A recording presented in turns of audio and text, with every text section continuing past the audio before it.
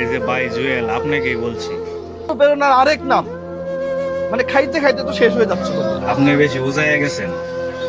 কারণ এই 500 টাকা 1000 টাকা একজনের হাতে ধরাইয়া দিয়ে আপনি মনে করছেন আপনি বিশাল বড় একটা কিছু হয়ে গেছেন, কিন্তু না।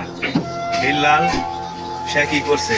সে করছে এমনই একটা কাম, পোলাপানরে টাকা রোজগার করার, মানে পোলাপানে যাতে টাকা রোজগার করতে পারে, এই জন্য সে একটা বই বানাইছে ছন্দ মিলাইয়া।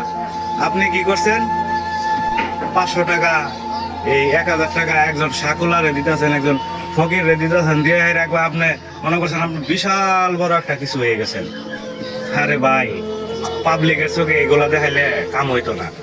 আর এখন আপনি কি করছেন? বিল্লালের পিছে লেগে পড়ছেন।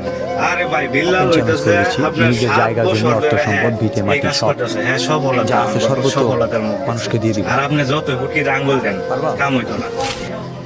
কেন হইতো না? কারণ পোলাপান রে কন্টেন্ট শেখাইতেছে বিল্লালে।